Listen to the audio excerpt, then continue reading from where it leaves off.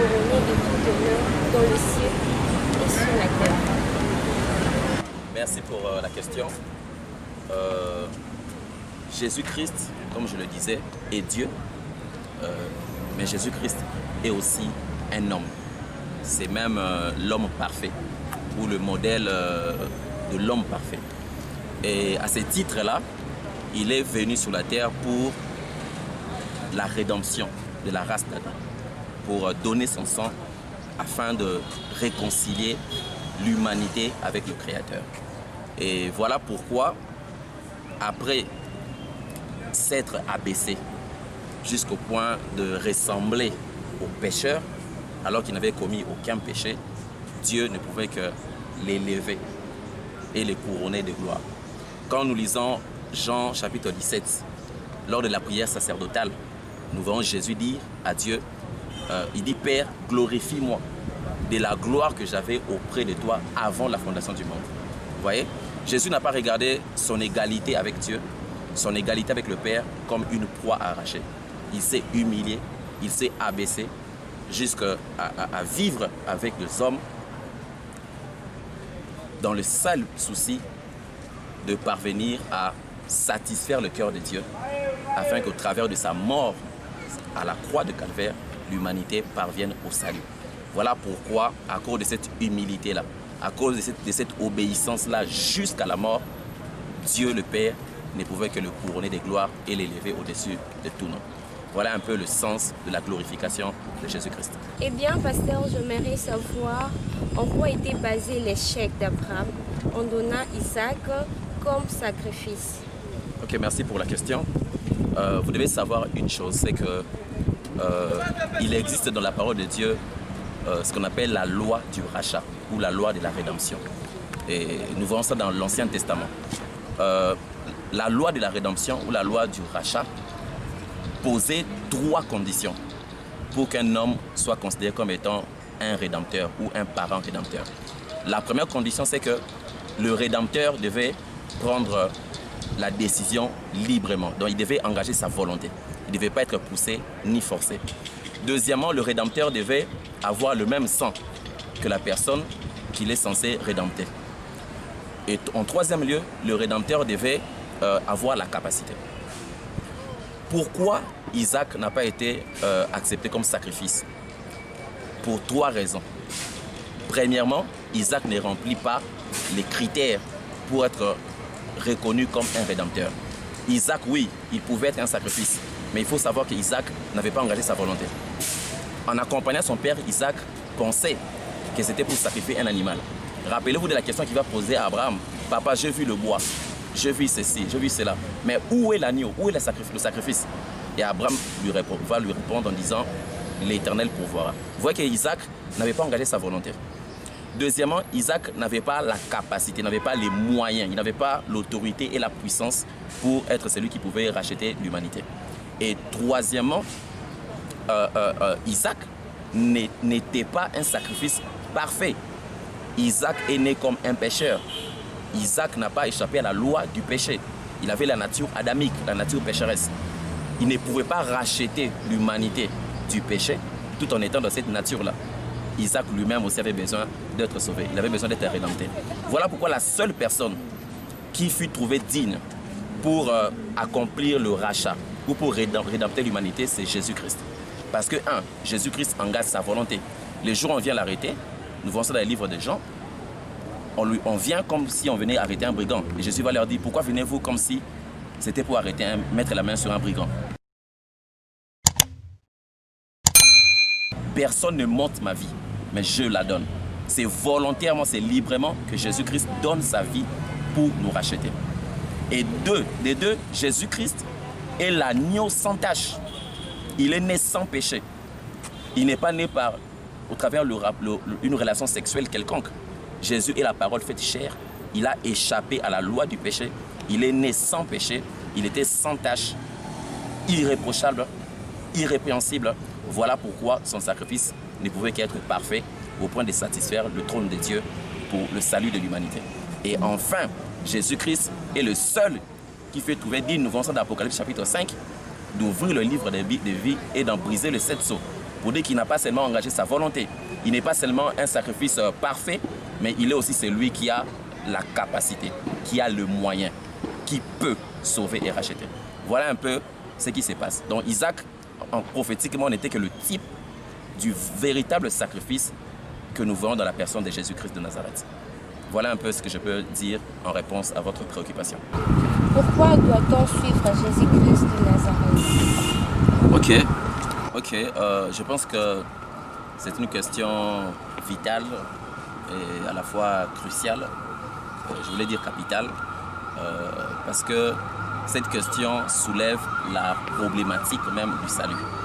Pourquoi doit-on suivre Jésus-Christ de Nazareth? Parce que Jésus-Christ de Nazareth est la seule voie du salut. Je l'ai dit en accord avec Jean chapitre 3, le verset 16, qui dit que Dieu a tant aimé le monde qu'il a donné son Fils unique, afin que quiconque croit en lui ne périsse point, mais qu'il ait la vie éternelle.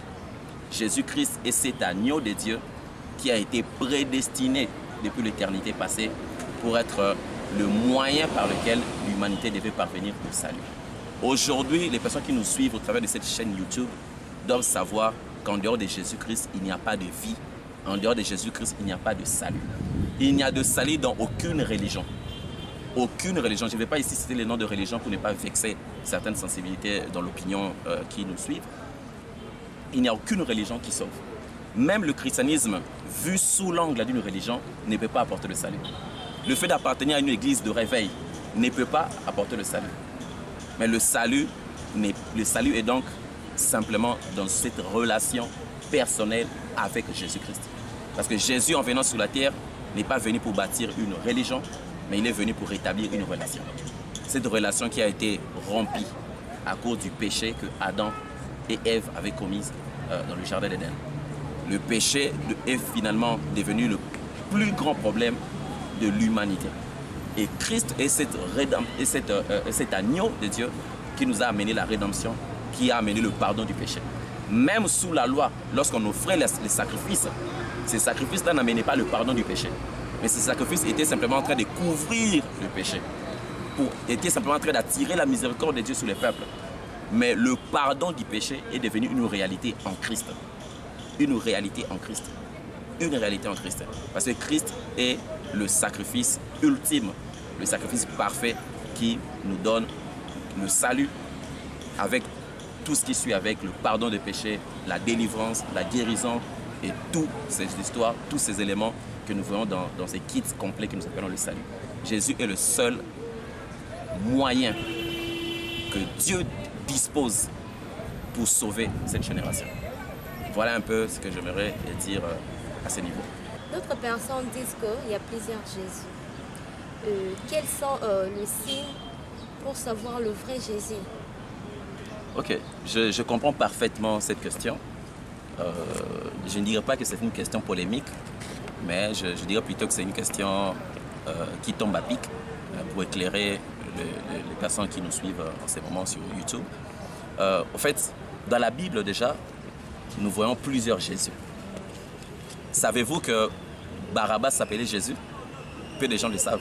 Il s'appelait Jésus Barabbas. Le même ces jours-là, Pilate avait présenté deux Jésus.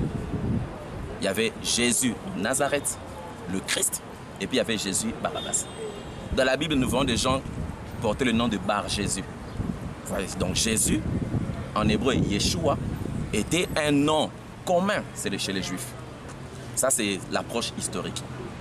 Alors, il est vrai que lorsqu'on considère certaines dimensions et certaines autres approches, qu'aujourd'hui, il y a plusieurs loges mystiques, plusieurs courants occultes qui utilisent abusivement le nom de Jésus. Vous voyez, pour tromper les hommes simples, dans le simple but de les amener dans la perdition. Le Jésus auquel nous faisons allusion dans cette émission, c'est le Christ. Jésus est le Christ, c'est-à-dire il est le oint et son onction. Il est celui qui nous a sauvés. Il est celui qui a manifesté la vie de Dieu, le Zoé sur la terre. Il est celui qui a incarné et qui incarne jusqu'aujourd'hui le modèle sur lesquels nous devons calquer nos vies. C'est Jésus-là et celui qui a apporté le message de l'amour. Il est celui qui nous amène au Père, qui nous a réconciliés avec le Père. Et c'est Jésus-là que les apôtres qui ont écrit les épîtres et les évangiles nous ont présentés. C'est de ces Jésus-là que nous faisons allusion. C'est lui qui nous a sauvés. C'est lui qui est Dieu, qui avait pris la condition humaine pour nous ressembler afin d'être notre parent rédempteur. Le Jésus dont nous faisons allusion ici, c'est celui qui a aimé ce monde, qui a donné son sang pour sauver, pour accorder la vie éternelle comme un don gratuit pour tous ceux qui croient en lui. Voilà le Jésus auquel nous faisons allusion. Il est le Christ, je le répète, parce qu'aujourd'hui, il y a trop de débats, il y a trop de polémiques autour de cette question-là. Il y a des gens qui prétendent que Jésus n'est pas le Christ, mais que Jésus était le corps que le Christ portait. Aujourd'hui, le Christ porte d'autres corps. Ça, c'est une aberration et ce sont des évangiles qui viennent tout droit de l'enfer. Jésus est le Christ. On ne peut pas séparer Jésus avec le Christ. Parce qu'il est le Christ, c'est lui notre sauveur. Et c'est de ce Jésus-là que nous parlons. Pasteur Anguille, pourquoi doit-on servir Jésus-Christ à la place de maman? Ok, merci pour cette question. J'aimerais ici dire ceci. Le monde dans lequel nous vivons, c'est un monde qui a été voué à la vanité et qui a été voué aux puissances des ténèbres. Et aujourd'hui, il y a 3 grandes divinités, je dis bien divinités, fausses divinités, qui sont en train de conquérir les cœurs et d'oppresser les nations de la terre, de dominer les nations de la terre. Il y a Belzéboul, le dieu de l'occultisme. Il y a Aphrodite, la déesse de la sexualité. Et puis il y a Mammon. Mammon, c'est une véritable divinité. Mammon, c'est un esprit géant. C'est un esprit territorial qui est considéré comme étant le dieu de la cupidité. Ici, j'aimerais préciser, Mammon n'est pas le dieu de l'argent. L'argent n'a pas un problème avec Dieu. L'argent n'a pas un problème avec la parole de Dieu. Mammon est le dieu de la cupidité. La Bible dit l'amour de l'argent est une source de tous les maux. Donc Mammon, c'est le dieu de la cupidité. Et la cupidité, c'est une véritable idolâtrie. Voilà pourquoi la Bible dit que nous ne pouvons pas servir 2 maîtres à la fois. Soit c'est le Christ, soit c'est Mammon. Aujourd'hui, à cause de l'argent, les hommes et les femmes sont prêts à n'importe quel genre de sacrifice. Il y a des gens qui vont dans les loges mystiques, il y a des gens qui vont consulter les devins, les féticheurs, simplement pour gagner le billet des banques. Et même à l'église aujourd'hui, nous faisons face à un type de message que je considère comme étant l'évangile de Mammon. Cet évangile qui tourne autour des biens matériels, autour de la richesse, autour de l'argent, mais qui ne veut pas donner à chaque place l'importance que Dieu l'accorde réellement. Vous voyez, un évangile qui vous lie simplement à la terre, qui vous demande simplement de chercher l'argent, qui parle du mariage, du voyage, de beaucoup de choses, mais qui n'est pas christocentrique, qui n'est pas centré sur la personne de Christ, qui n'amène pas les gens à la repentance, qui n'amène pas les gens à comprendre que Dieu n'a pas seulement des choses à nous donner, mais que Dieu a aussi une volonté qu'il veut accomplir au travers de nos vies. Vous voyez, aujourd'hui, nous ne sommes pas simplement dans la saison de dire « Seigneur, bénis-moi ». C'est aussi la saison de dire « Seigneur, que veux-tu que je fasse pour toi ?» Parce que Dieu a toujours voulu que l'homme soit un partenaire pour l'accomplissement de ses desseins sous le soleil. Alors, l'esprit de Mammon, c'est cet esprit de cupidité qui est en train d'empoisonner les cœurs, qui est en train de détruire les enfants de Dieu et qui est en train d'amener cette humanité au chaos. Pourquoi nous avons toute cette crise globale, crise politique, crise économique, crise sociale? Les gens se battent pour le pouvoir. Pourquoi? Parce que derrière le pouvoir, il y a l'argent. Vous voyez? Donc c'est cet esprit des mamans qui est en train de détruire notre humanité. C'est le temps où les personnes qui nous suivent doivent comprendre que Dieu et Dieu seul est capable de bénir et de rendre riche. La Bible dit que la bénédiction ne vient ni de l'Orient ni de l'Occident, mais la bénédiction vient de l'Éternel désarmé. Pourquoi la Bible finit par dire l'Éternel désarmé? Parce qu'en réalité, la bénédiction est une arme pour nous les enfants de Dieu. Lorsque Dieu nous bénit, cette bénédiction-là fait que nous puissions avoir un certain aura afin que notre message soit écouté. Parce que la Bible dit la sagesse du pauvre sera méprisée. La Bible ajoute encore l'or et l'argent appartiennent à l'Éternel désarmé. Parce que l'or et l'argent entre les mains des justes est une arme pour influencer positivement ce monde. Le peuple, les personnes qui nous suivent, j'aimerais leur dire, c'est le temps de se repentir, de la cupidité. C'est le temps de se purifier, de cet esprit de maman pour venir à Christ et faire de lui le maître de sa vie. Prophète Earl, comment reconnaître que cet homme de Dieu sert le vrai Dieu et non maman? Ok, merci pour la question. Je pense que la Bible nous donne des éléments sur lesquels nous pouvons tabler pour discerner l'esprit qui est derrière les actes religieux que nous voyons devant nous. Comment savoir qu'un tel homme de Dieu sert le Christ et non pas maman? La première des choses, il faut voir quel est le type de message qu'il donne. Quel est le type d'enseignement qu'il apporte aux enfants de Dieu. Est-ce qu'il prêche un message qui est fondé sur la personne de Christ ou il ne fait que prêcher sur l'argent, le matériel, le voyage et toutes ces choses? La Bible n'est pas contre l'argent. La Bible n'est pas contre toutes ces choses. Mais la Bible a un message central. Le message central de la Bible est celui du royaume de Dieu. Le message central de la Bible est celui de Christ. La Bible est écrite afin que nous parvenions à la foi en Christ pour entrer dans le royaume de Dieu, c'est-à-dire pour commencer à fonctionner et à vivre sous l'autorité de Dieu, faisant de l'agenda de Dieu le but ultime de nos vies. Lorsque un prédicateur ne fait que prêcher cet évangile lié à l'argent, à toute cette histoire, nous pouvons sentir et comprendre qu'il est en train de servir maman. Et cela n'est pas commencé aujourd'hui. Déjà à l'époque des enfants d'Israël, lorsque Dieu va les délivrer de la captivité égyptienne, dans le désert, chemin faisant, un jour, Moïse est allé répondre à la convocation de Dieu. Il est allé sur Sinaï, je pense. Moïse va faire 40 jours sans revenir. Et le peuple va commencer à crier pour dire à Aaron, Moïse ne reviendra plus, il est mort. Bâtissons un veau d'or. Le peuple a pris l'or, l'argent et tous les matériaux précieux qu'ils avaient pris de l'Égypte pour construire, pour bâtir un veau d'or. Et ce veau d'or a été présenté au peuple par Aaron pour dire, voici le Dieu qui t'a délivré de la captivité égyptienne ou de la captivité en Égypte. Vous voyez, ce qui s'était passé à cette époque-là, c'est ce qui se passe aujourd'hui. L'apôtre Paul le dit. Il dit, il arrivera au dernier jour où les gens n'auront plus ces goûts-là pour la saine doctrine. Ils vont se donner une foule de docteurs à qui ils leur demanderont de leur prêcher des choses qui leur plaisent pour satisfaire leurs oreilles. Vous voyez, des choses qui tiennent compte de leurs propres intérêts égoïstes. C'est ce qui se passe aujourd'hui. Cet évangile déséquilibré de la prospérité, je ne dis pas que prêcher la prospérité, c'est mauvais. Nous prêchons la prospérité aussi. Mais ce message de la prospérité doit être équilibré. Ça ne doit pas être un message qui libère l'esprit de la cupidité, l'égoïsme et l'individualisme dans le chef des enfants de Dieu. Alors, cet évangile prêché de manière déséquilibrée constitue une preuve et un signe que cet homme de Dieu, ce docteur de la parole, est en train de servir maman. La deuxième chose, pour reconnaître cela, il faut voir aussi quelle place il accorde à l'argent dans sa vie personnelle. Quelle place il accorde à l'argent? Est-il équilibré par rapport à l'argent? Est-il un homme qui a aussi le sens de la libéralité? Est-il un homme qui a aussi le sens du partage? Est-il un homme qui a aussi le sens de la charité?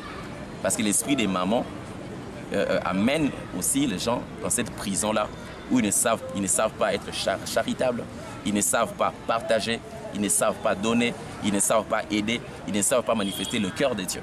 Parce que l'esprit des mamans, cette cupidité-là, vient avec l'égoïsme, avec l'individualisme, avec toutes sortes de mots. Voilà un peu, mais l'élément essentiel, c'est de voir le type de message ou le type d'enseignement que cet homme de Dieu dispense à l'intention de l'Église de Dieu.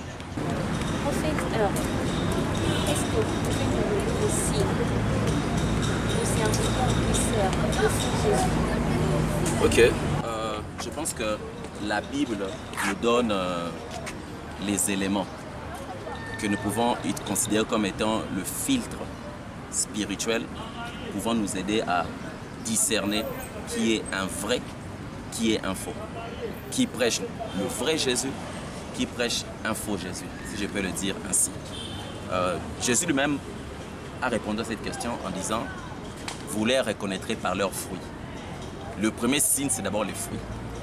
C'est-à-dire quelle est la vie ou la qualité de la vie qu'il manifeste. Il ne suffit pas de prêcher le fruit de l'impudicité ou la sainteté, mais quelle qualité de vie tu mènes toi-même personnellement. Vous voyez, les personnes qui ont la sémence de Dieu manifestent le caractère de Dieu, manifestent la vie de Dieu. Les personnes qui ont la sémence de l'ennemi, c'est au travers le fruit qu'ils portent que nous pouvons nous dire que ces personnes portent la sémence de l'ennemi. Lorsque vous voyez un prédicateur en train de vivre, pas seulement de vivre dans le péché, mais d'aimer cette condition de péché, il fait du péché son confort, son quotidien, sa vie. Cela signifie qu'il n'a pas la sémence de Dieu.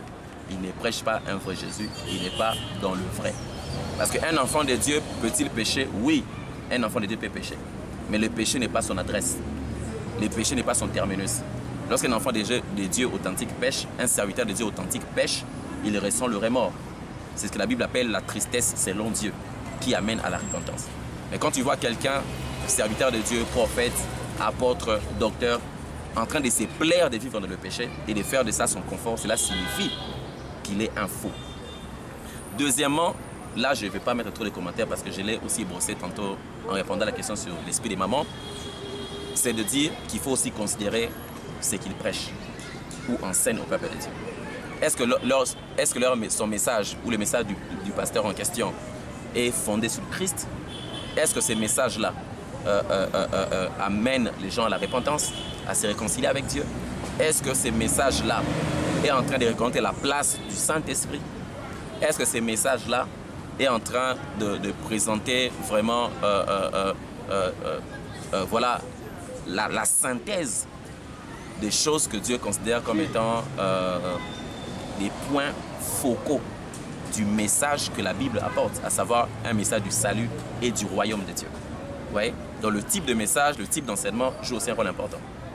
Si cet homme de Dieu enseigne le voyage astral, comment sortir de son corps, et qu'il prétend avoir des clés pour aider les gens à sortir de leur corps, cela signifie qu'il est un faux. Vous voyez?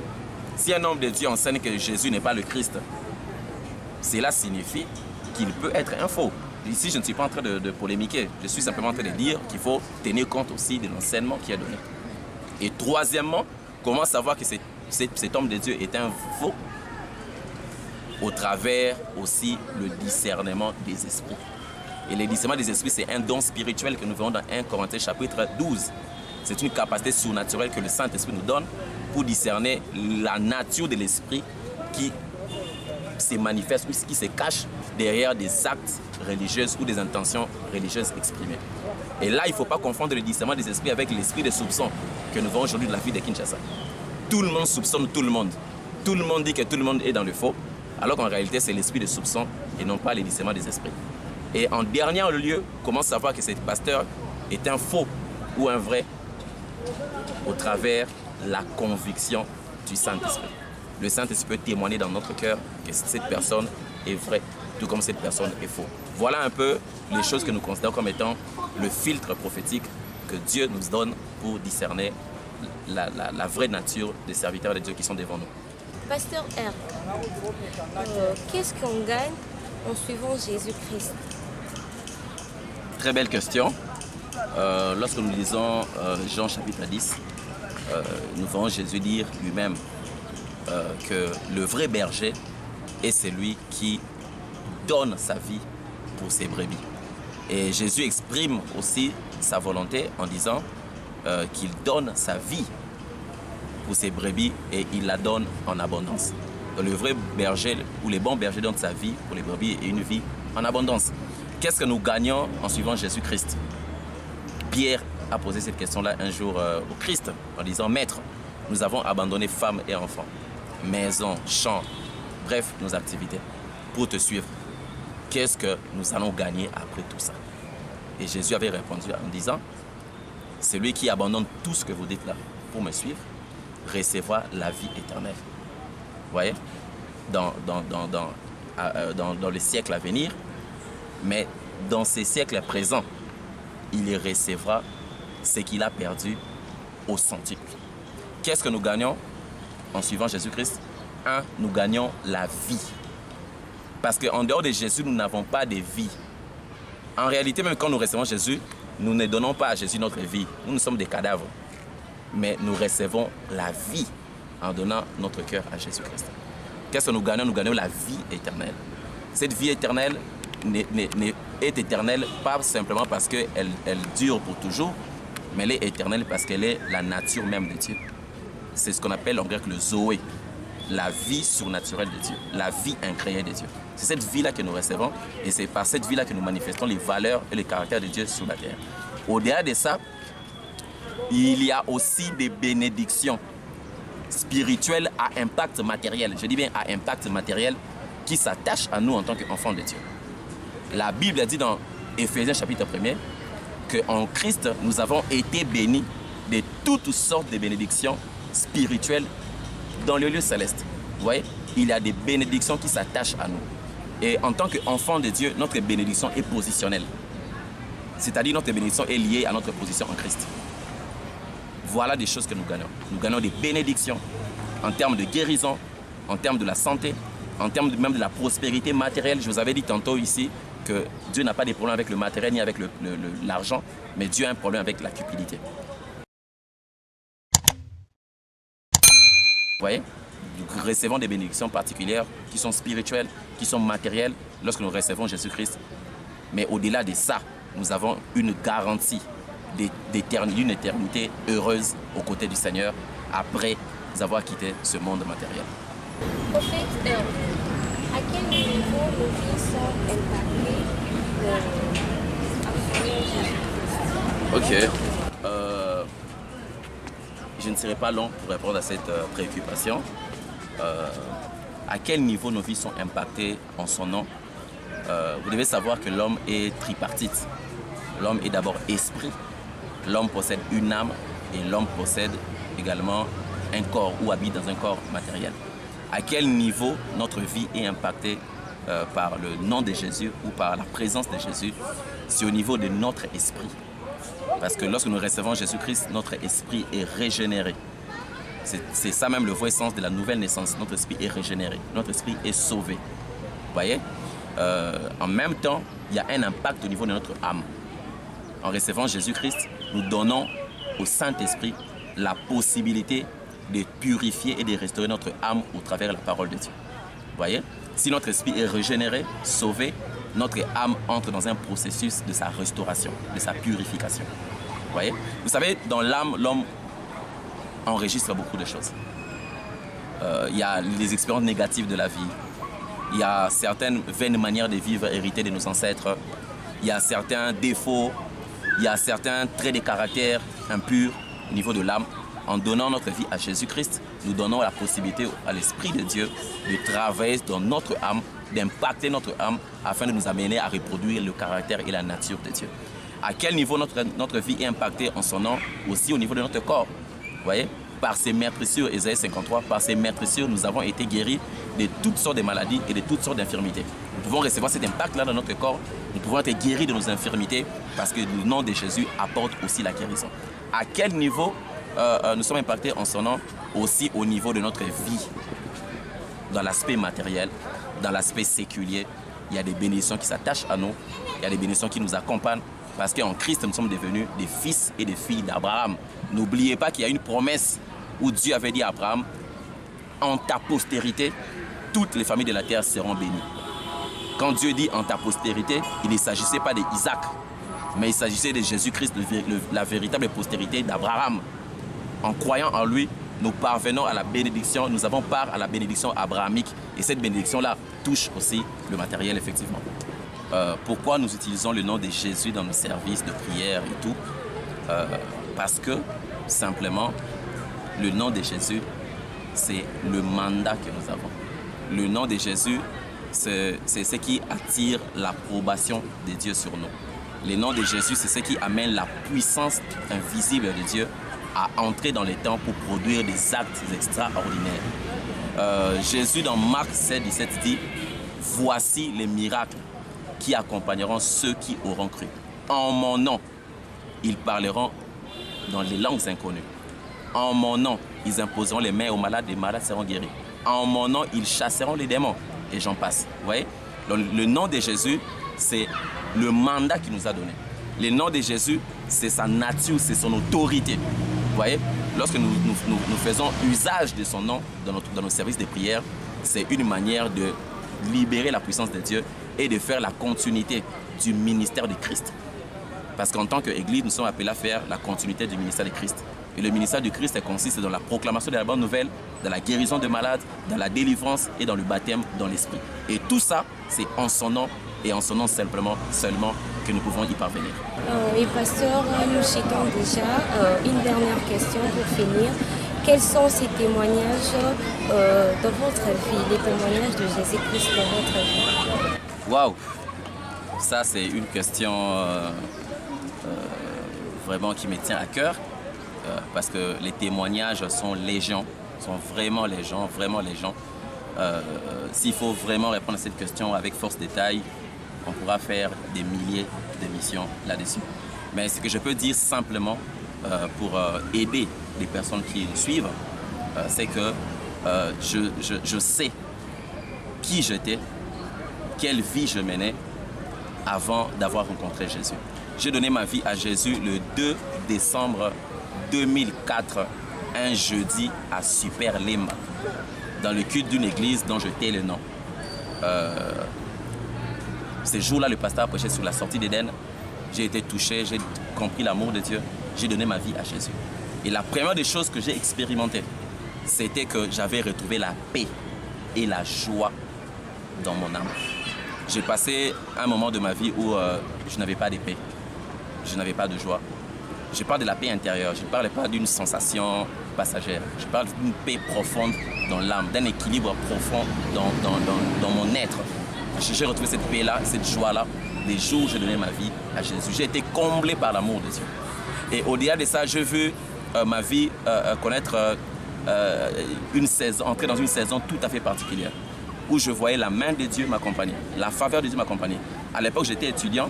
Peut-être que je vous étonnerai de le dire, que pendant mon cursus académique en étant étudiant, j'ai travaillé avec Jésus dans mes études. Je n'avais jamais corrompu un professeur, je n'avais jamais triché dans un examen ou dans une interrogation. Je me suis confié à Jésus. Je lisais certes beaucoup et je m'attachais à lui. Et vous savez qu'est-ce qui s'est passé? Dans mon cursus académique, il arrivait très souvent que l'esprit de Jésus me souffle des questions. Même quand il s'agissait des examens oraux. Et c'est comme ça que j'ai pu avoir 2 distinctions en première licence et en deuxième licence. Et au-delà de ça, dans le ministère, je vois des miracles m'accompagner, des malades être guéris, des maladies bizarres disparaître du corps des gens, les gens être délivrés, baptisés du Saint-Esprit. Il y a tellement de témoignages autour du nom de Jésus. Merci d'avoir répondu à mon invitation. Si vous avez quelques salutations à saluer aux personnes qui vous suivent, le moment où vous êtes parvenu. Merci beaucoup. D'abord, je te dis encore une fois merci pour cette invitation. Merci aussi à l'équipe technique qui travaille dans cette plateforme virtuelle, ces supports médiatiques. Et aussi, j'aimerais dire merci à ma femme, Jackie Angelesi Omanga, à mon fils Holy Anointing. J'aimerais dire merci à mon père spirituel, le prophète Francis Kadima, de l'église Yahweh Shama. Je voulais aussi saluer les frères et sœurs de mon ministère, la maison d'Élie. Je ne saurais pas citer tout le monde, le frère Claudie, le frère John, le frère Israël, le frère Farel, la sœur Gloria, la sœur Talita, Tatiana, Tancia, Plamedi, Bénédicte. Vraiment, je ne saurais pas citer tout le monde, ne m'en tenez pas rigueur. Je vous aime tous. Et je dis aussi merci à mon ami Mosé Bahia aux États-Unis d'Amérique. Certainement, il sera en train de nous suivre. Et à sa femme Olga Bieto. Et je dis bonjour à Olivier Bahia, à l'église Yahweh Shama, de manière générale, à maman Malou, maman capitaine. Merci à tous ceux qui me reconnaissent. Merci à toute la famille Angelesi, de par le monde où ils se trouvent, particulièrement à mes parents. Et voilà, merci. Et in fine, je dis finalement merci à la personne du Saint-Esprit pour son soutien et pour la manière dont nous avons passé ces moments ensemble. Merci. J'ai dit aussi merci au couple Emmanuel Manoka, Marlène Manoka, à leurs 2 enfants aussi, mes salutations. Mes salutations aussi au maître Josué de l'église Yahweh Shammah, à tous les serviteurs de Dieu, il y a Alain Chemissi, tous les serviteurs de Dieu de l'église Yahweh Shammah. Je n'aimerais pas vraiment citer nommément chaque personne parce que vous êtes très nombreux. Et voilà, mes salutations à tout celui qui me reconnaît en ces moments. Merci. Eh bien voilà, nous avons fini notre émission d'aujourd'hui. Nous étions avec le pasteur R. Angelesi. Merci à l'équipe technique, je vois Richard Céléo, merci à maman Fanny, merci à ma famille, la famille Bola. Je salue mon papa chéri, papa Prince Bola et ma maman. Je vous aime énormément. Merci à toute la famille Bola. Je tiens à féliciter Josué Miyabou pour son diplôme de licence. Félicitations à toi. Fier de savoir que Jésus-Christ a vaincu la croix et c'est là notre libération. Soyez bénis abondamment, abondamment. Merci de vous abonner massivement sur notre chaîne YouTube Vision FM avec Maman Fanny Malonga. Bye bye.